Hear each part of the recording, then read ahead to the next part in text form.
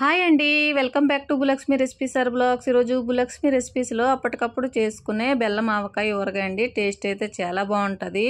Please అండి, నా channel ఎవరైతే కొత్తగా చూస్తున్నారో వాళ్ళు సబ్స్క్రైబ్ చేసుకోండి, సపోర్ట్ చేయండి ఫ్రెండ్స్. ఈ వీడియోని ఎక్కడ స్కిప్ చేయకుండా చూడండి. అప్పుడు నేను బెల్లం ఆవకాయని ఎలా చేశానో మీకు అర్థమవుద్దండి. సో నెక్స్ట్ ప్రాసెస్కి అయితే వెళ్ళిపోదాం. దానికోసం స్టవ్ ఆన్ చేసి కడాయి పెట్టేసుకోండి, ఆయిల్ వేసుకోండి. 1 స్పూను ఆవాలు, 1 స్పూన్ జీలకర్ర, 1 స్పూను సోప్ అండి, 1/2 స్పూన్ మెంతులు, 1/2 స్పూను ఆనియన్ సీడ్స్ అండి వేసుకొని ఫ్రై చేసుకోండి. అలా ఫ్రై అయిన వాటిలో కట్ చేసిన మామిడికాయ అండి వేసుకొని ఫ్రై చేసుకోండి.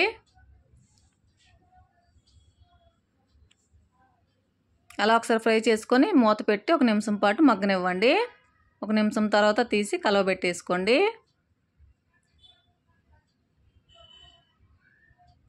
అందులోనే 1/2 స్పూను పసుపు అండి వేసుకోండి. 1 స్పూను ధనియాల పౌడరు, స్పూన్నర కారం అండి వేసుకొని కలవబెట్టేసుకోండి.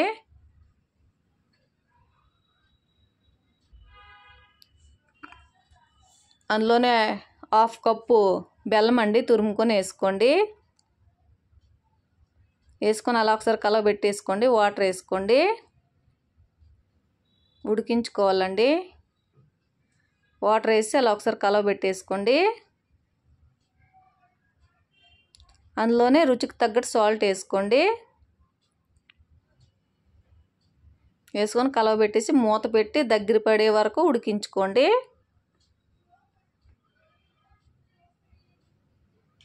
ఆ మామిడికాయ ముక్కలు చూడండి పూర్తిగా ఎలా దగ్గర పడిపోవాలి. మామిడికాయ ముక్కలు పూర్తిగా ఉడికిపోవాలండి. చూడండి, అలా ఒకసారి కలబెట్టుకొని చూసుకోండి ఉడికిందిలో. చూడండి ఎంత బాగా ఉడికాయి కదండి. అంతేనండి, ఎంతో టేస్టీ అయిన మామిడికాయ ఊరగాయ అయితే రెడీ అండి. అందులోనే లాస్ట్ స్టవ్ని బంద్ చేసే టైంలో గరం మసాలా వేసుకొని అలా ఒకసారి కలబెట్టేసుకోండి. వేడి వేడి అన్నంలోకి బెల్లం ఆవకాయ ఊరగాయ ఎలా వేసుకొని తింటుంటే సూపర్గా ఉంటుందండి. ఒకసారి ట్రై చేయండి ఇంట్లో. మీకు ఎలా కుదిరిందో కామెంట్ సెక్షన్లో కామెంట్ చేసి చెప్పండి. ప్లీజ్ అండి, నా ఛానల్ ఎవరైతే కొత్తగా చూస్తున్నారో వాళ్ళు సబ్స్క్రైబ్ చేసుకోండి, లైక్ చేయండి, షేర్ చేయండి, బెల్ అనే సింబల్ని అయితే దబాయించండి.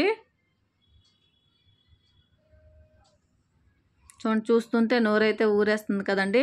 మీరు ఒకసారి ట్రై చేసేయండి. నాకైతే చాలా బాగా మంచిగా కుదిరిందండి, చాలా బాగుంది. అప్పటికప్పుడు ఇంట్లోనే ఈజీగానే చేసుకోవచ్చు. ఓకేనా ఫ్రెండ్స్.